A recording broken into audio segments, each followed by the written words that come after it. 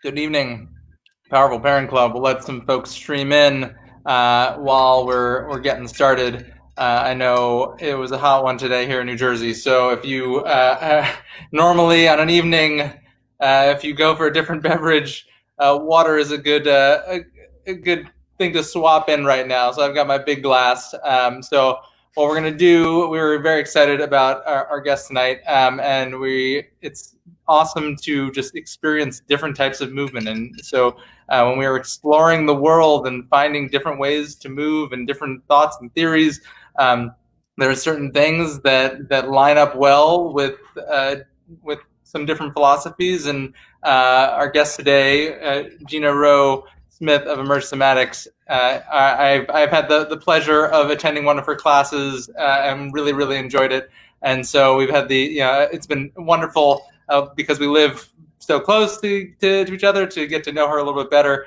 And so we're gonna bring her on today to share a little bit about what she does. Because if you didn't read the bio, she has a ton of amazing experience from modern dance, teaching at Rutgers, at NYU TISCH, and where she did her MFA, and then working through these movement patterns and the somatics, which a lot of you probably maybe haven't heard of. And if you haven't heard of, then you know what? This is a good thing to tune into and kind of experience with us, because it was new to me also, and I'd gone through a doctorate in physical therapy. So we're always learning something and finding something new. So we'll give folks another minute. So if you're with us, grab yourself the beverage of choice, get comfortable. Let's just take 3 or 4 deep breaths just to kind of wind down, and then I'm going to bring her on. So if you need to, let's close our eyes. It's been a long day. Here we go. Another in through the nose, out through the mouth. Letting all that, whatever negative energy is built up over the course of the day, we're just letting it go. And if you are here, feel free to let us know. Leave a comment, leave a like, a hello, share it with somebody else, and see if they can kind of join us as well. And so I'm gonna bring Gena on, and we're gonna hang out, we're gonna talk, we're gonna get some movement in, and we're gonna have some fun. Hello. Thanks so much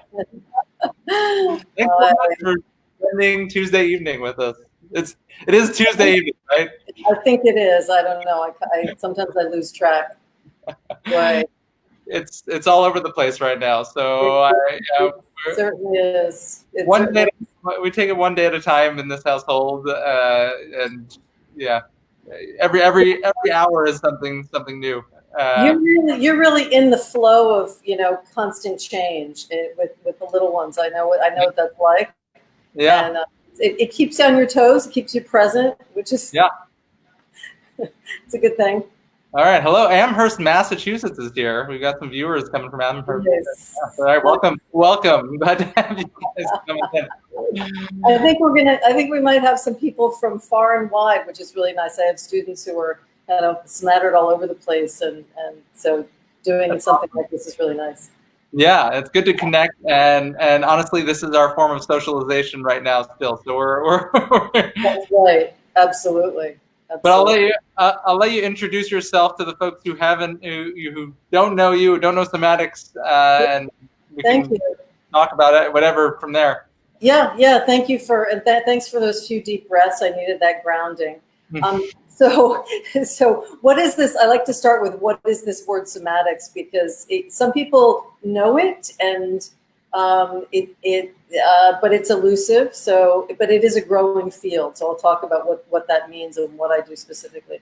So soma just means an awareness of the body from within. So it's a first-person perspective, right? Yep.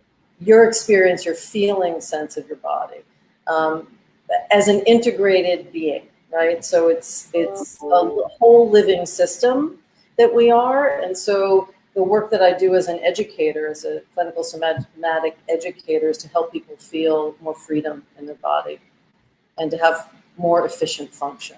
And I know that you and I share that, Jason, which is one of the reasons why we've had a lot to talk about, which is really nice. Yeah. Yeah. The philosophies align really well with a lot of the latest research, especially coming, just with science and all the different studies that are coming out. Movement is one of the most important things, and a lot of people are lacking it and having trouble figuring out how to move better and how to be more thoughtful about their movement and how to build it into their day. And it can be challenging when you don't, it's been a long time because we all got stuck starting grade, in kindergarten or grade 1, sitting in desks and chairs, and it really kind of goes from there where, you throw in the challenges of modern parenthood for a lot of the folks who are tuning in through the Powerful Parent Club. Parenthood, there's so many demands between work and kids and taking care of the house or apartment or wherever it is, that if we don't make time for movement in different varied ways, it catches up with us. And so it's important to be thoughtful about it earlier on, which is kind of the myth that I'm on right now. Exactly. So awareness, right? But awareness is not just, it's more than just paying attention.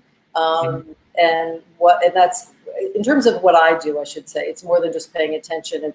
The movement that we're going to do tonight, and I'll give you an example of it, actually goes, it will help to bring up the unconscious holding patterns that we have imprinted in our body over a lifetime, right? So as you mentioned, it starts when we're asked to sit at a desk at school and be frontal, right? Or be at our computers. And this becomes a problem, right? Being at our computers and on our phones all the time. So we really have to make sure not to get stuck in these patterns and these reflexive patterns. So the education that I do, the movement education, is repatterning at the cortical level, highest level of the brain. We do something that animals do to reset muscle length.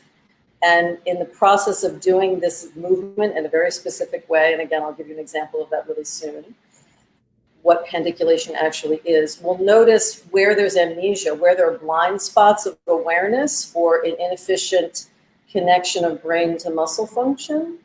Yeah. Right. So you can actually feel that. And that's the awareness that I help people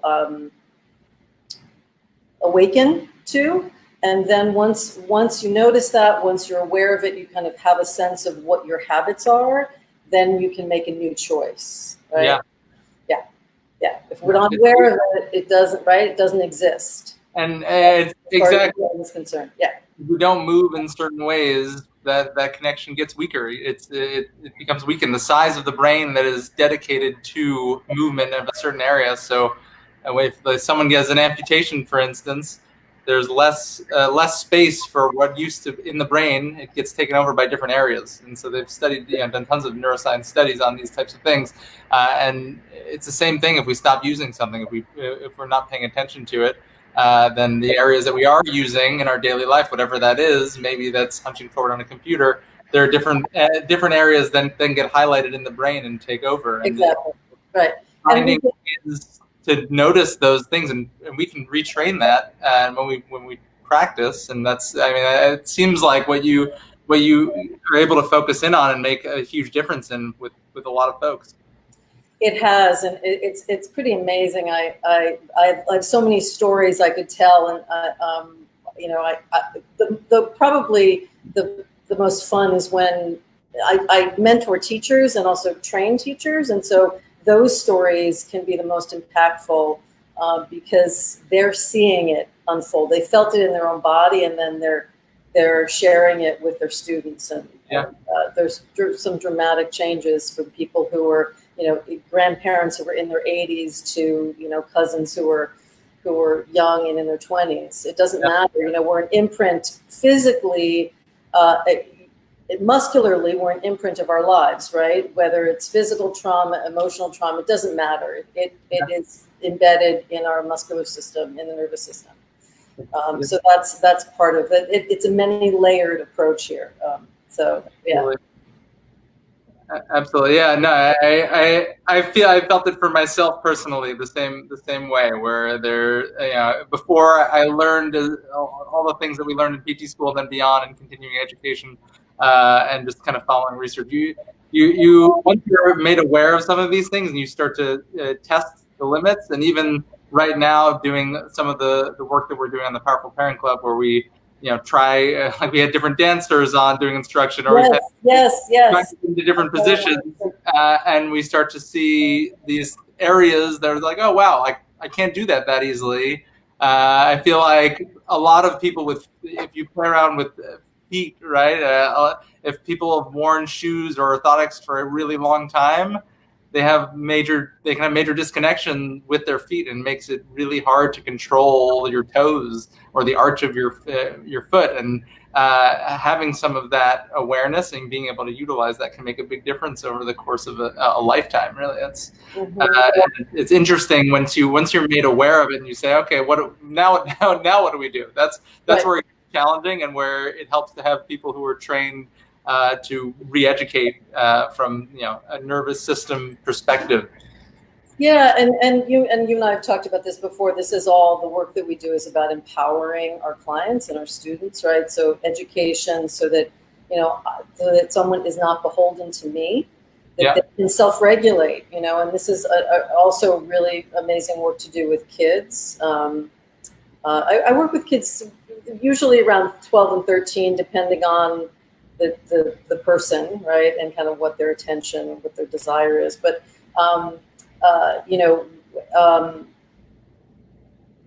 I lost my train of thought. That's okay. It's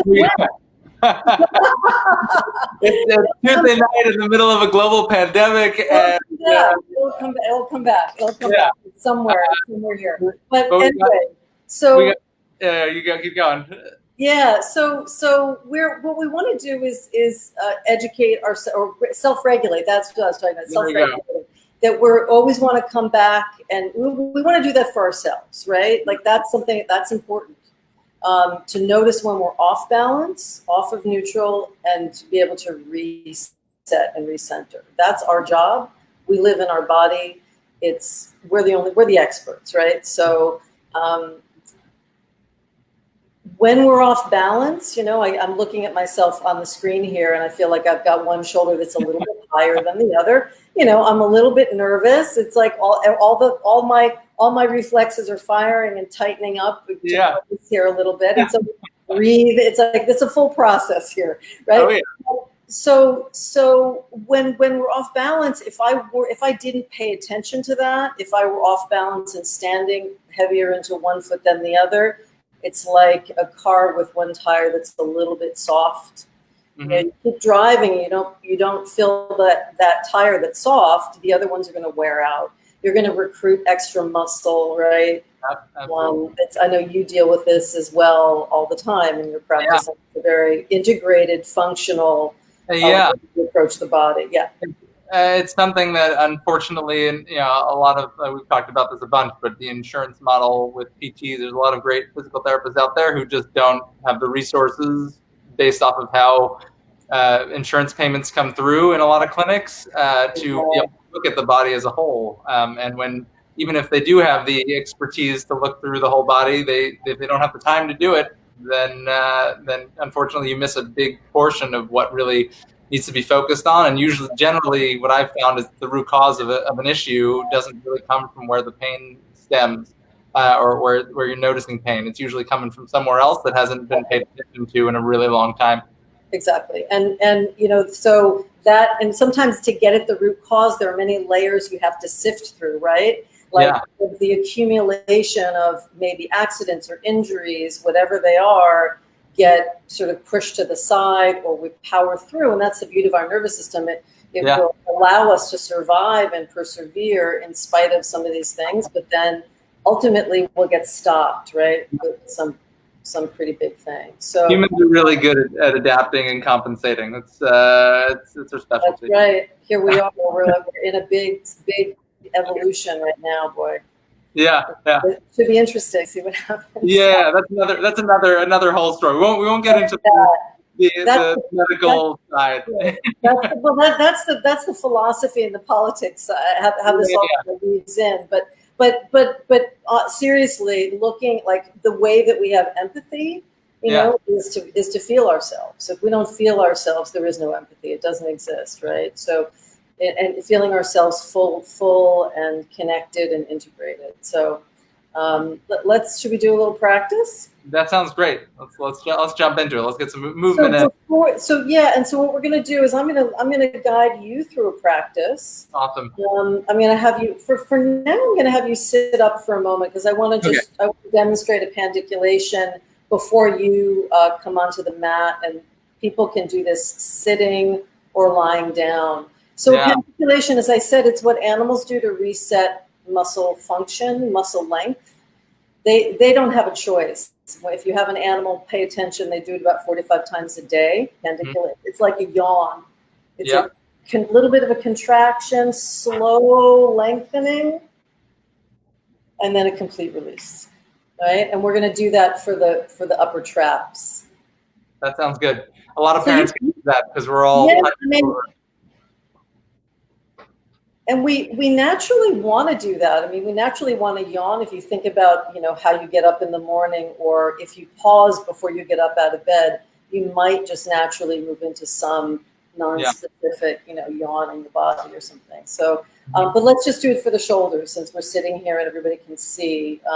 So just sitting comfortably and just feel the weight of your pelvis whether you're sitting in a seat or on the floor. And just shrug your shoulders up toward your ears. Right? So shrug your shoulders up. Good. So you feel the upper traps are contracted, right? It's really interesting to do this on screen. And then slowly, really slowly, with control, you're going to lower with control. You might notice there's some jumping and some shaking as you lower and release. All the way out, and take another breath and see if there's a little bit more to let go of. Always a little more. Yeah, so those are the three parts of a pandiculation. The jumping and shaking as we go through the movement is the amnesia or the blind spot, where the brain isn't fully directly firing to the muscle. It's like a zigzag or it's a jumping, right? So we're going to smooth that out, that jumping, by pandiculating again, going a little bit slower. So consciously contracting. This is so funny. It's opposite. I've got like a mirror situation happening. So contracting sends more input to the brain. So our focus is on the upper traps right now, and let your lower back go. I notice I'm arching my back a little bit. So see if you can just soften your back as you do this. Slowly melts with control, though. You're going to lower your shoulders with control. So your focus is on the upper traps. It's on the upper traps, on those upper shoulders. Let that go completely. Yeah. Was it different for you that time around? Less jumpy? There's definitely, you noticed a little bit of the jumpiness, especially as I get closer to the end range, where it's kind of coming up here, it feels pretty smooth, and then as you're letting go nice and slowly, right around there, you can see it on the screen pretty well because you can see where it kind of juts a little bit, and I lose a little bit of that smoothness that you're talking about. Right. So we would just do that a few times, slowing down through those places. You can do it one more time. You can just go halfway up, actually. You don't even have to go all the way up, right? So you give the brain a little bit of input again, upper traps, and then slow, slow, slow, right? Slow. Smoothing. What do you need to do to smooth it out, right? Practice that a few times. Yeah. Yeah, so it is because we're mirrored on the screen. It's very strange. It's a little bit different on this than on Zoom. Yeah. Because right now it flips the screen around. So what you're watching your left arm do, it actually looks like your right arm. So yes. Jason and I are a little bit turned around right now. It's a little backwards. It's interesting. It's the hardest. I try to fix my hair and then I go, wait, that's not the right way. This is really fun. So I want to do one other thing. So that's a specific pandiculation for the upper traps. I want to do one other thing, which is paying attention to how you're sitting, or you can do this in standing. And notice the bottom of your pelvis, right? If I were standing on the ground, my feet, right, would be on the ground, right? And if you're sitting, you feel your sit bones like they were your feet, right? So often, this is my pattern is I shift over to the right side. I do it when I'm driving. I notice if I'm taking long car rides, my weight is shifted over to the right, right? So I've got my left sit bone is lighter, my right is heavy, right? That's my pattern. So I want you to just notice, everybody can just notice if you're doing this with us, where do you feel heavier into one side of your pelvis than the other? I have a little visual here. This is one of my teaching aids. Ooh, yeah. It's a little wave machine. This is your pelvis, right? This is neutral. And if you're heavier into one side, the weight pours, the water pours more into one hip than the other. Yeah. So whatever side you feel heavier into, do more of it. Don't resist it. Notice what's there and just go ahead and do it. So pour even more weight into the side that's already weighted. That's likely your pattern side, right? So you just give your brain more input. Do it. Don't resist it. This is what your brain wants to do. Come back to what feels like neutral. I'm going to put this down for a minute. We're going to do that again. Go to that same side again. Pour the water. Let it slosh to that side. It's going to probably be easy for you to do. Make sure your back is relaxed. You don't really need your back to do this. You can have your hands on your hips, maybe. Come back to neutral. Now you're going to teach yourself something new, right? You're going to go opposite your pattern. You're going to go to the other side. Now, I'm just going to talk to you about what it feels like when I do this. Mm-hmm. It takes more concentration. Like I can feel I have to really very deliberately, I have to pause, I have to breathe, I have to pour even more weight into my side, second side. Yeah, I almost have to close my eyes to kind of really focus in. Focus, right? Yep, perfect. Come back to neutral. And do that again. Let the water pour to that second side. Show your brain something new. This is the new pattern. It's like if you're walking in the woods, right? And you decided to go off the path and you had to kind of cut down some grass and move some twigs away. It takes a little bit more time. Okay, come back to neutral. And just pause in what feels like neutral and notice if you feel different. If something feels different in your weight, I'm going to close my eyes too just to see if I got a change. Is your awareness different? Yeah, when I paid attention to it, I feel like I'm a little bit more tuned in to where my spine is in relation to my hips. Good. So we're going to go a little bit further and do a short practice on the mat. And if people want to stay with me and do it seated, you can in a chair. But if you wouldn't mind being the person that lies down on the rug, Jason, or I would love to. okay. This is we're moving from being in that fight, flight, freeze part of the nervous system into the rest and digest part. Okay. This practice is great to do at night. You're going to get very relaxed and very sleepy. Let's see if I can. Oh, that's dangerous. Parents, it's okay if you fall asleep. You enjoy that, right? Yeah, you have permission. It's okay. I'm going to just update. I'm going to move myself to widescreen so folks can Okay, great. View of how messy our house is. Right. I'm going to scoot back a little bit for those people who might be doing this in a chair.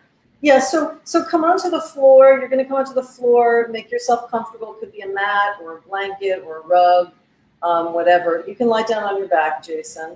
We're going to do a really brief body scan, and if it's comfortable for you to have your legs long like Jason's are, that's great, but it's not necessary. And what's really important is that you take care of your body. If your lower back is tight, you're going to want to bend your knees and ease off your back, right? So just take a moment here. Notice what the imprint of your body is into the floor. You want to notice where you're starting. And again, you know, noticing without resisting what's there. So don't try to change anything, right? Just acknowledge, I feel twisted, something doesn't feel right, my head might feels maybe like it's a little bit off to the side, my shoulders don't feel evenly weighted, that's okay, right? It's just there's some asymmetry there. Maybe you notice your pelvis. Maybe the weight of your pelvis as you felt seated is also a little bit different now when you're on your back. Yeah, I'm off to the left a little bit. You feel it off to the left already. Okay. Okay. So put your hands on your belly, please. And everyone, if you've got your legs straight, bend your knees. We're going to go right into some really gentle pandiculations here. And I want to remind people that in this, because we're, you know, we're powering down the nervous system, we're working at the cortical level of the brain, we're not pushing into anything, right? This is about feeling our way through things. So the way that Jason's doing the movement is going to look different than what it feels like for you. So see if you can just stay with my words, right? So with your hands on your belly, that directs your brain's attention to your belly. And I want you to think about your breath. And you can do this seated as well, with your hands on your belly and just feel your breath.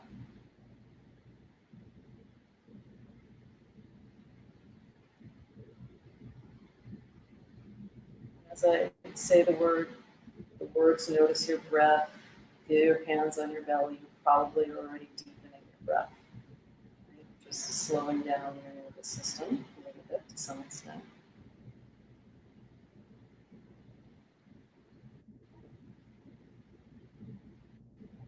So with your next inhale, Jason and everybody, would you just send your breath even further down into your belly and just begin to slowly arch your back. You're going to consciously contract your back away from the floor. And I'm doing this seated. The front of the body kind of opens up. The chin is going to tip down toward the chest. The back is arched. I'm going to get a little bit closer so I can see Jason. Yeah, good. The back is consciously contracted and the front is released, right? So your focus is on your back. Slowly lowering your back with control. Slowly turning off the muscles of your back. Notice if there's some jumping and shaking in there. Don't worry about it. It's just feedback. It's important information. When you get to the end of what feels like the movement, take another breath and just let everything go. Right? Just let your back go a little bit more. That's an important part of integrating the pandiculation. Great, and we're going to do that again. So really slowly arching your back. You can think about rolling your pelvis toward your feet in order to do this. Let the front of your body lengthen. Just let it release. It's not doing any work. It's just going along for the ride. The back is where the work is right now. You're teaching your brain to regain control of your back. Slowly with control. This is where you're regaining the control. Lowering, seeing what you need to do to smooth out the jumping and the shaking. Breathe. You can even pause somewhere and then just melt it all the way to the end, where you feel like you're at the end of your effort, and just see if there's a little bit more to soften and let go. Usually there is, right? Usually that's the place where we're regaining, right? Good. You doing okay, Jason? Oh, good. Good. So take that one more time. Actually, are you still feeling pulled to that left side? I'm a little bit better. Okay. So we can do the same thing that we did seated. Let's do it here. We're going to recalibrate your pelvis in this arch, okay? So you're going to, and this is for everybody, as you inhale and arch, whatever side of your pelvis feels heavier, you're going to deliberately and consciously go, just roll a little bit over to that side without taking your legs with you though, right? So inhale and arch as if you're going straight down the center, and then just veer over to that left side, or for some of you it might be the right side. Deliberately do it. Just let your brain do more of what it wants to do, and then slowly, with control, you're going to come on back to neutral. Let go completely. Great. Taking that one more time. So you're going to inhale, arch your back, just let your pelvis veer over to that left side for Jason. If it's the right side for you, let your head roll in the opposite direction. Just let the head roll in the opposite direction of the pelvis, the side of the pelvis that you're rolling to, just to start to feel a diagonal pattern. And then slowly come on out. Turning off your back with control. It's just your back, just your back, just your back. Yes.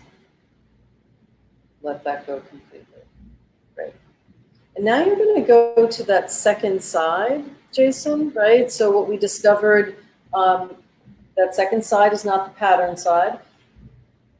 You're going to go to your right side next. So take your hand and put it on the front of your pelvis and let the left arm relax. So whatever side you're going to next, put your hand there so you have feedback, right? This is just going to help direct your brain's attention. It's going to help you pour that water and weight down into that second side. So inhale, arch your back. Begin straight down the center, and then just let your pelvis veer over to that second side. The head's going to go opposite. You can do this as I'm talking. I'm using my arms a lot, but you can do this seated or with Jason lying down. And then slowly come on out.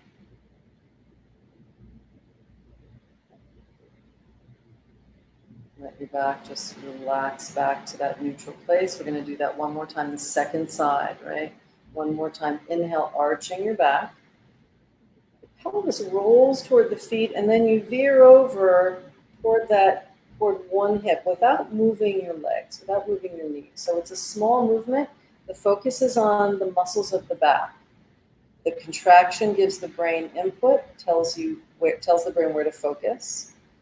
Slow, controlled release is where you take control back of those muscles that have been jumping, shaking, or held in trauma. Let go completely when you get to the end. Great. And now, Jason, you can let your arms go. Everyone can let their arms go. And this time you're going to roll straight down the center and just see if things are a little bit calibrated in your pelvis. So inhale, send your breath down into your belly, arching your back, let the front of the body go. Take as many breaths here as you need to, actually. You can pause and just breathe into letting the front release so you can actually feel the back of your body. And notice, does something feel different in your pelvis now? Slowly, with control, lowering your back down. Oh, great. We'll just let that go. Yeah, good. Good. You doing okay, Jason? Yeah, that's great. Good. So let's go in the other direction. We've been focusing on the muscles of the back. We're going to now consciously contract and pendiculate to regain the front of the body. Okay? So taking a breath into your belly, just in that neutral place. You can have your hands on your belly or even on your rib cage too. Right? Yep, we want to move in this full pattern, right? So take a breath into the belly. As you exhale, you're going to sink your back down into the floor.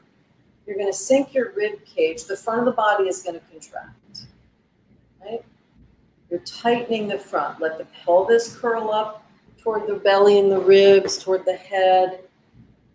The front is working. The back is released. I want you to just think about that. Your pulley system. Yeah, great. And then slowly, with control, you're going to soften your belly, soften your ribs, soften the chest. You might even feel the neck or the throat and the jaw release. This is a powerful movement. This reflex is a movement of stopping. If we get stuck there, sometimes we get into TMJ or even pelvic floor issues.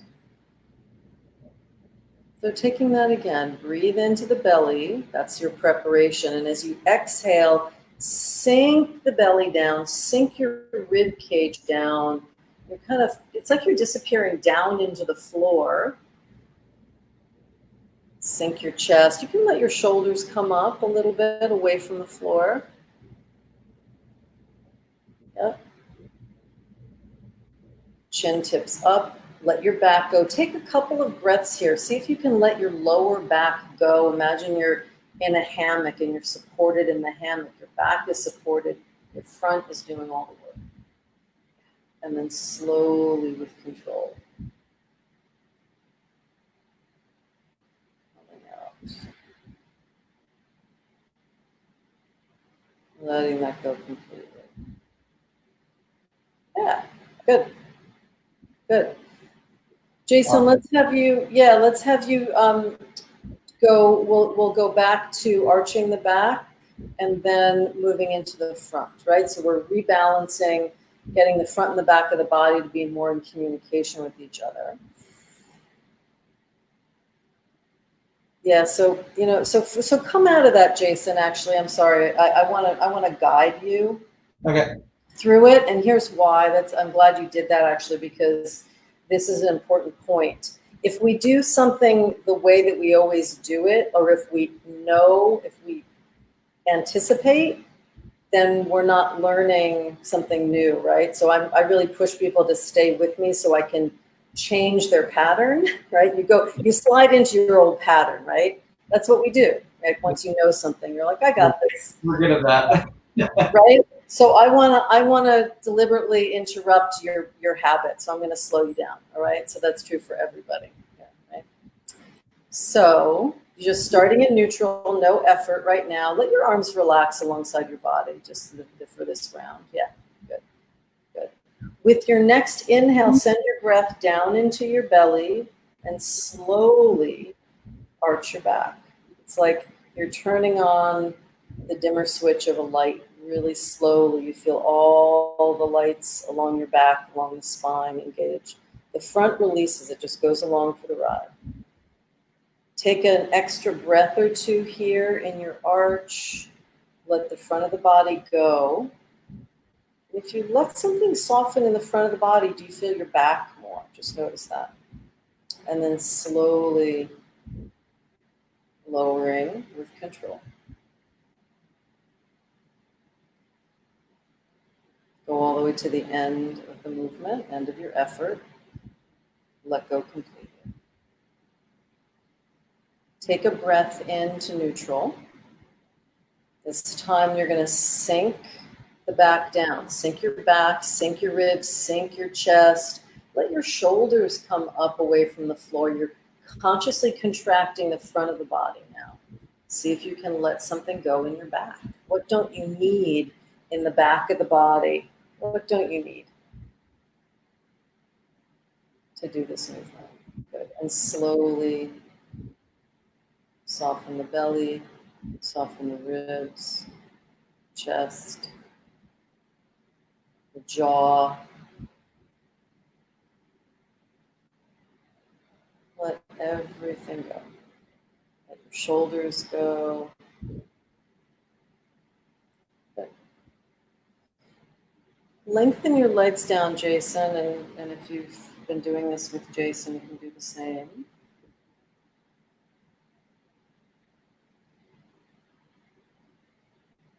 So if it felt a little bit of a challenge to rest with your legs long before we started, and now you can do that, notice it, right?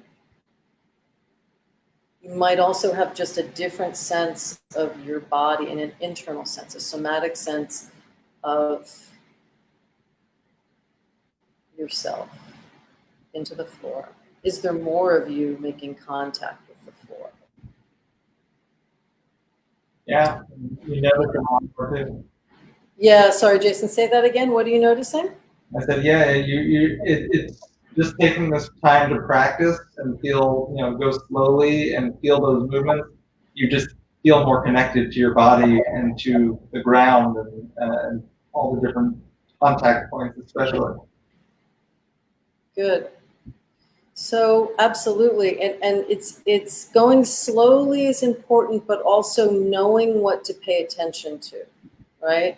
So really specifically for us, for in this work, in the tradition of Thomas Hanna's somatic work, the focus of attention is on moving into a pattern where we're stuck, right?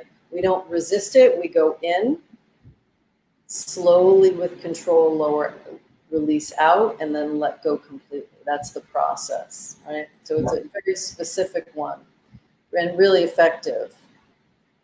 So yeah, you can come up to sit. All right, I'm coming back. You're coming back. Did you notice a difference in your pelvis?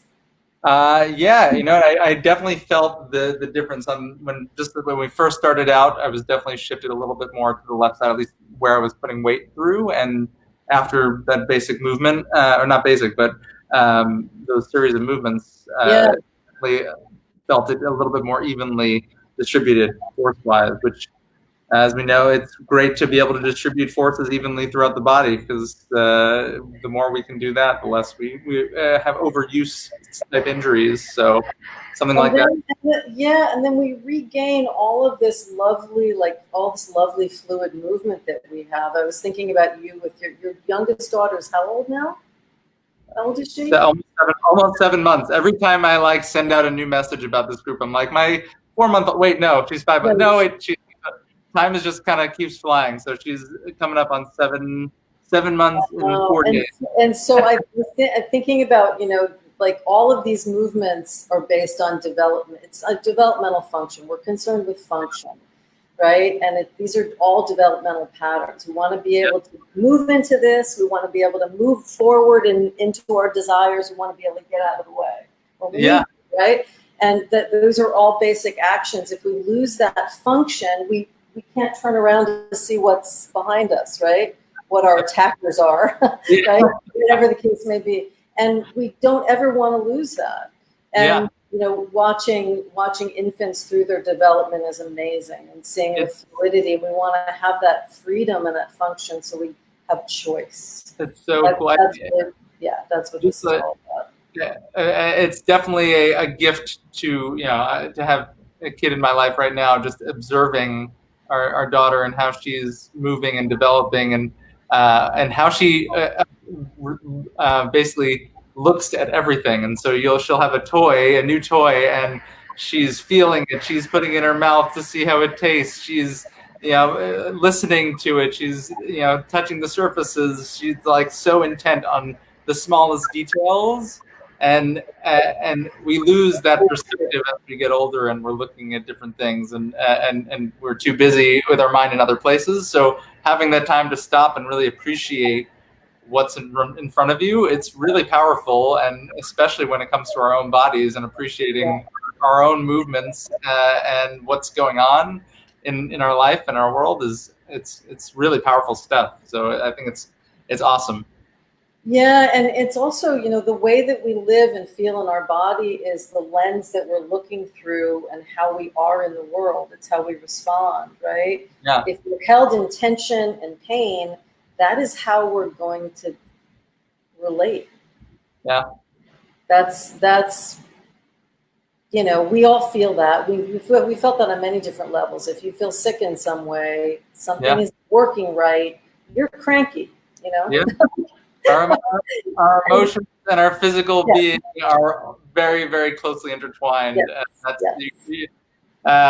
Everybody who's been in a bad mood has probably felt it and not known why. And when you go out and you get some good exercise in, or you do something that makes you feel better, you start to notice that you forget some of those pains, those aches, and then it's in the past. But it's definitely tied in closely. So it's important to at least be aware of it and acknowledge it when oh man, I'm really stressed out. So I need to give myself a little bit more time maybe, or a little bit more self-care, so that way I can be there for my kids or for my family and, you know, for a partner. Because absolutely, if we're not taking care of ourselves, you know, we're gonna pay for it down the road. So hopefully we can all take that time and whatever that is in the course of the day, you know, to find movement, to find something that makes you happy, to find, like, get that self-care in, and, you know, connect.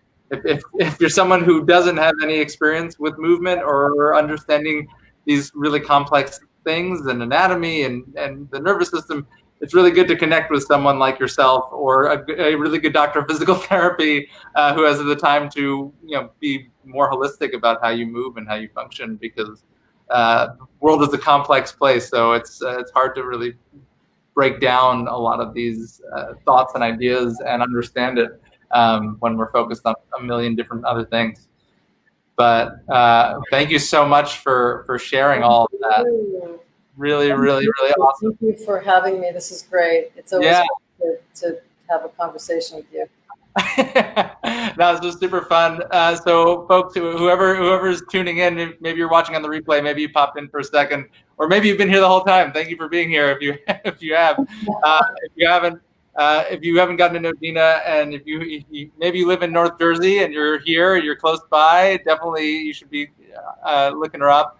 You can find her website in the description below, and you know, reach out. I think you're offering up a whole bunch of different services, and you're teaching, and you're doing virtual workshops. Yes, I'm back in my office, very minimally for people who are local, but mostly online teaching. You know, this way, right, on Zoom, and doing workshops and private sessions this way too. Yeah, and it's online, like, so we've been doing telehealth also with Focus Physio, and it's powerful stuff. If you can look at somebody and see how they move, then you can make real change. And if you can empower somebody with some good education, then that's evergreen, right? So it's gonna keep it's the gift that keeps giving, and can make a huge lifetime of difference. Absolutely. And Jason, I mean, and the beauty of this for you too is that, you know, people don't have to be in the neighborhood to be able to work with you. Yeah, exactly. So, you know, that's the beauty of this format. So it's great. Yeah. So thank you again for coming on. Thanks everyone for who you tuned in. Awesome. If you watched and you said, or you popped in for a second, you said, oh, this is really interesting, let me start from the beginning. Go for it. Pass it along to somebody else who could use it, who could use a little bit more movement in their life, and check out Gena's stuff, because she is awesome. Thanks again for coming on. Have a great night, Jason. Thank you. And we'll see everybody. The Powerful Parent Club continues 6 days a week, 10 a.m. With new dance parties thrown into the mix. I don't know if we're trying a new thing on Instagram right now, where we just we throw a spontaneous dance party in the middle of the day. So wherever you can find movement, if you're stuck at home with your kids, right?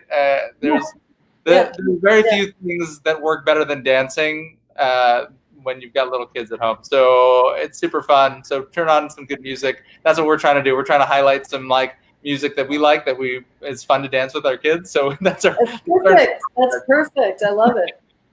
But thanks again, folks. Yes. We'll see you all, and check out Gena's stuff. Have a lovely evening. Thank you. Right. Keep moving.